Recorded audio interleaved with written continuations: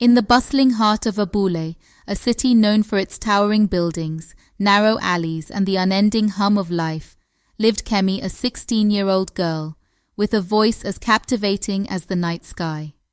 Kemi was the eldest of 3 siblings and the pride of her parents.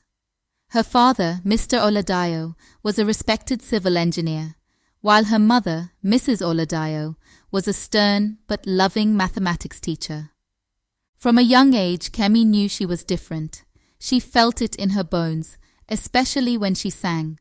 Her voice could silence a crowd, and she had a gift that was impossible to ignore. But her parents had other plans for her. For them, Kemi's future was already mapped out. She would become a civil engineer, just like her father. They envisioned her overseeing projects, building bridges and roads that would make Abule proud. However, Kemi's heart beat to a different rhythm. She dreamed of becoming a rock star, singing her heart out to crowds, her voice filling stadiums. Whenever she brought it up, though, her parents dismissed her aspirations. "Kemi," her mother would say in her no-nonsense tone, "music is a hobby, not a career. Focus on your studies." "But Mama," Kemi would plead, "singing is everything to me. It's who I am. Don't you see that?"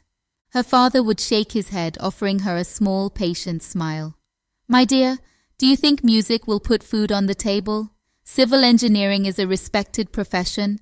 You will build something tangible, something that will last." And so Kemi was left with her dreams tucked away, like precious gems hidden from sight. One evening, as Kemi walked home after school, she heard a powerful voice echoing through the streets. Curious, she followed the sound and found a small, makeshift stage set up in a park. There, a young woman with bright, colorful hair and bold makeup was singing her heart out, her voice raw and electric. Kemi's heart pounded as she watched the singer move with such confidence and freedom. The crowd was captivated, and Kemi felt as if she were witnessing magic. When the performance ended, Kemi approached the singer, her eyes shining with admiration. "Excuse me, that was amazing. How did you get to perform like that?" The singer smiled, sensing Kemi's awe. "I followed my heart, even when everyone told me I couldn't. If you want something badly enough, you don't wait for permission."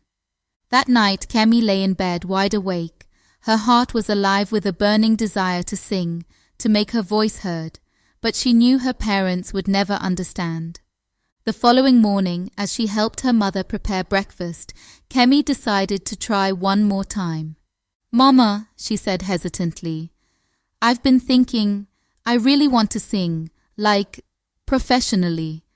There's something inside me that comes alive when I sing." Mrs. Oladayo's face hardened as she put down the pot she was holding. "Kemi, we have discussed this. You are going to be an engineer. We did not work so hard for you to throw away your future on dreams." "But Mama!" "No," her mother's voice was sharp. "I won't hear another word of it. Your father and I know what's best for you." Disheartened, Kemi fell silent. She knew her mother's mind was made up, but inside her resolve only grew stronger. Several weeks later, her best friend Amaka came to her with thrilling news. "Kemi, did you hear? There's a talent competition happening in Abule Square next month. The winner gets to perform at the Abule Music Festival. Imagine if you won." Kemi's eyes widened. "Amaka, I can't. You know my parents would never allow it." Amaka took her hand, her face serious. "Kemi, if you don't try, you'll always wonder what if. This is your chance to show them that your dream is real. Please, think about it." That night, Kemi stayed up, wrestling with herself.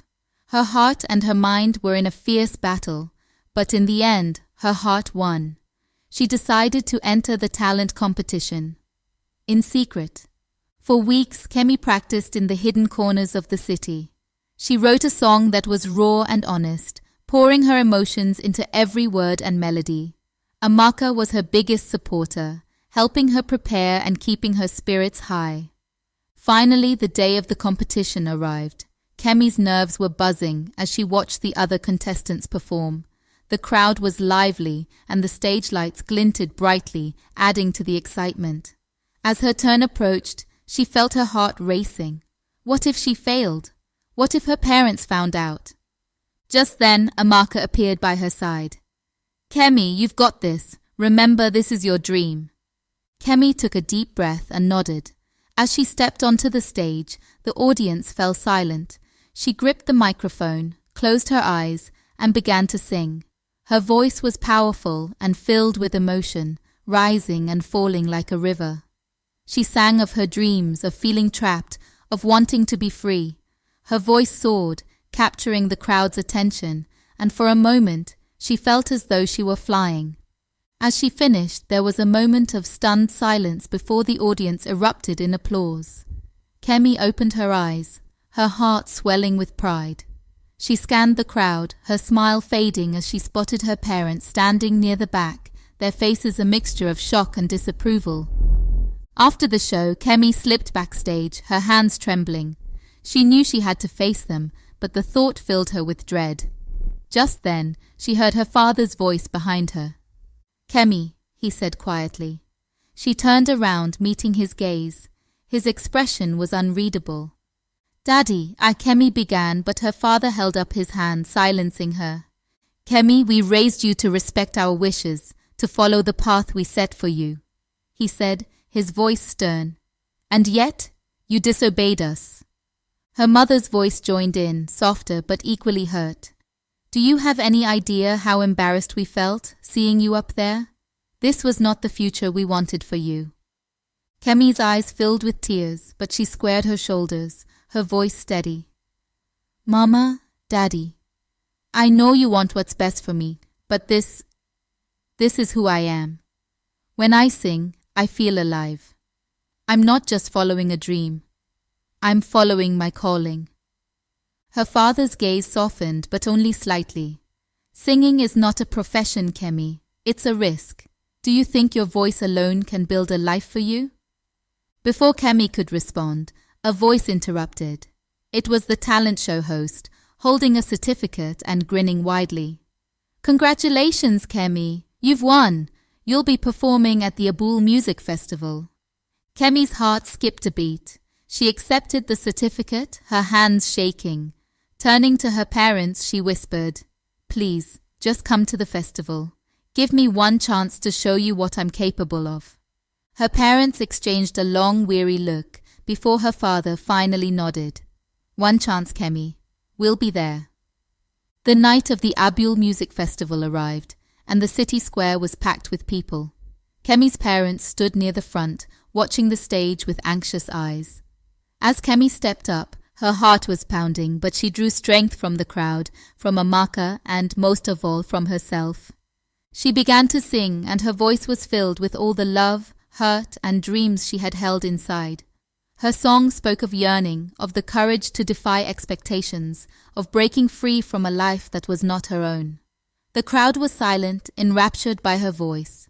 When she finished, the applause was thunderous. Kemi scanned the audience, her eyes finding her parents. Her mother was wiping away tears, and her father was clapping, a look of awe on his face. After the show, they approached her, their expressions softer, more open. Kemi, her father said, his voice thick with emotion. We never realized how much this meant to you. I didn't understand, but tonight I saw it, I felt it. Her mother took her hand, her eyes misty. We still worry, Kemi. We're scared for you. But we'll support you, as long as you promise to be wise and careful. Kemi threw her arms around them, her heart bursting with happiness. Thank you, Mama. Thank you, Daddy. I promise I'll make you proud. From that day on, Kemi pursued her dreams with her family's blessing, and with each song she sang, her voice became a light that shone far beyond the city of Abule, inspiring others to follow their own dreams.